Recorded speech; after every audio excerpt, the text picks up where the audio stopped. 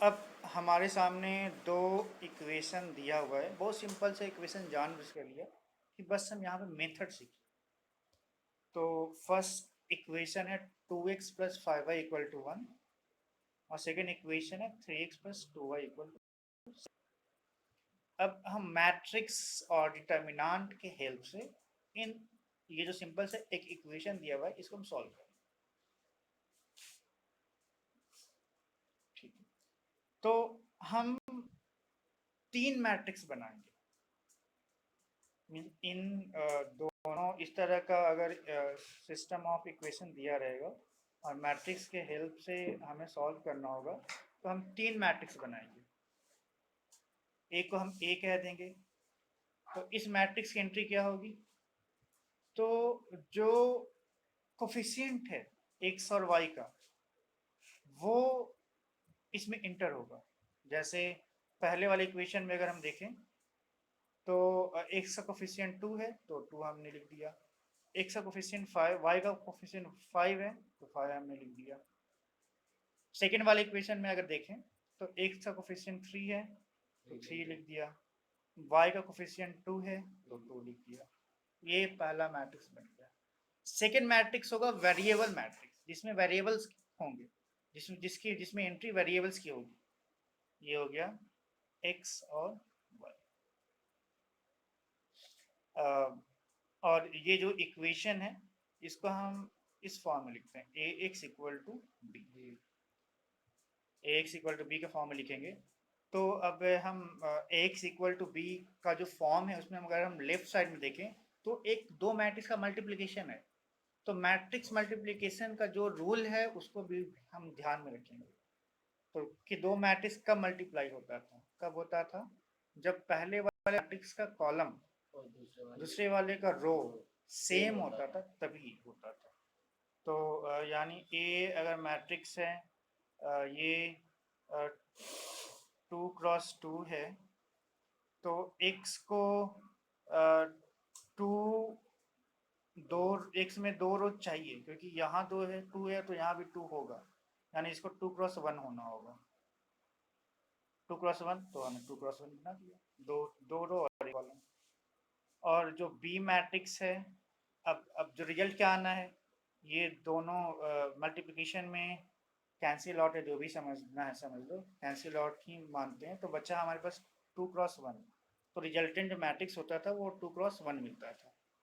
2 cross 1 means B 2 cross 1 होना चाहिए। तो ये रहा, दो रो है और एक कॉलम। तो हम ऐसे तीन मैट्रिक्स बनाते हैं। एक कोफिशिएंट मैट्रिक्स कहलाता है, एक वेरिएबल मैट्रिक्स कहलाता है, और एक में जो इक्वल के बाद जो कांस्टेंट्स होते हैं उसकी एंट्री होती है। अब इसको सॉल्व करते हैं। सॉल्व करने के लिए हम नेक्स्ट हमें रूल चाहिए ना कि अब ये सॉल्व हुआ कि नहीं होगा। ऐसा हमें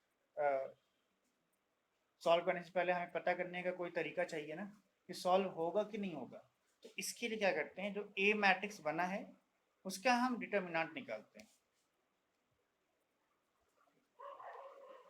जो ए मैट्रिक्स बना है उसका डिटर्मिनेंट निकालते हैं। अगर ये 0 नहीं आया तो सॉल्व होगा, 0 आ गया तो सॉल्व नहीं होगा।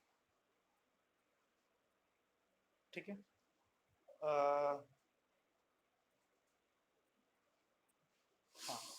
नेक्स्ट हम, अच्छा यहाँ से अगर हमें एक्स निकाल, क्योंकि एक्स ही निकालना है ना, एक्स और वाई की वैल्यू निकालना है, तो ये इस एक्स की वैल्यू हो जाएगा ए इनवर्स बी।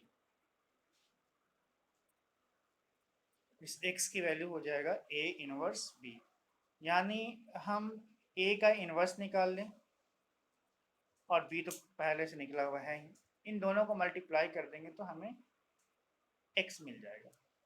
तो हमने ए का इनवर्स निकाला, ए का इनवर्स हमारे पास आया ये वाला मैट्रिक्स। अब ये ए का इनवर्स हमने कैसे निकाला? वो जो रूल था ए का इनवर्स निकालने के लिए कि एडजॉइंट ऑफ ए में ए के डिटर्मिनेंट से हम डिवाइड कर देंगे तो ए का इनवर्स निकल आएगा।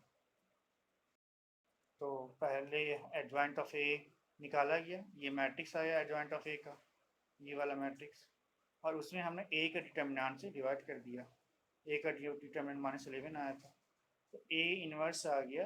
तो ये एक्स हमें निकालना है, तो ए इनवर्स में बी से मल्टीप्लाई कर देंगे, ये रहा बी।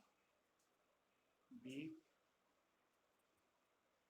को हमने ए इनवर्स में मल्टीप्लाई कर दिया, रिजल्ट आ गया हमारे पास। फाइनली जो रिजल्ट आ गया वो आ गया 3 - 1, यानी x की वैल्यू, दो मैट्रिक्स है इक्वल है तो कॉरस्पॉन्डिंग एलिमेंट्स भी इक्वल होंगे, यानी x की वैल्यू 3 आ गया और y की वैल्यू -1 आ गया। ऐसे हम कुछ इक्वेशंस दिए रहेंगे, मैट्रिक्स और डिटर्मिनेंट के हेल्प से हमें ऐसे इस तरीके सॉल्व करना होगा। कैसे किया हमने कि जो इक्वेशन दिया हुआ है उससे हम मैट्रिक्स बनाएंगे। पहला मैट्रिक्स होगा वो कोफिशिएंट को लेकर बनेगा, सेकेंड जो मैट्रिक्स होगा वो वेरिएबल को लेकर बनेगा, और जो थर्ड मैट्रिक्स होगा वो इक्वल के बाद जो कांस्टेंट है उसको लेकर बनेगा। ठीक है, अब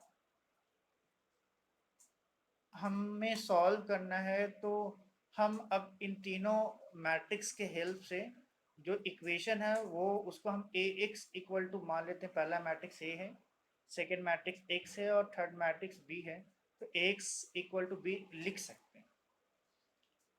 तो एक्स इक्वल टू बी यानी एक्स इक्वल टू क्या हो जाएगा, ए इनवर्स बी।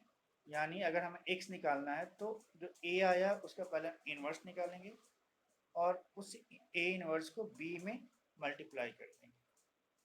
तो ठीक है, x equal to A inverse B को हम जब मल्टीप्लाई करेंगे तो लेफ्ट साइड में एक्स रहेगा, एक्स यानी इस इक्वेशन के लिए एक्स वाई है, और राइट साइड में भी एक मैट्रिक्स मिलेगा। अब दो मैट्रिक्स इक्वल है यानी कॉरस्पॉन्डिंग एलिमेंट इक्वल हो जाएंगे, कॉरस्पॉन्डिंग एलिमेंट को इक्वेट कर देंगे तो एक्स और वाई का वैल्यू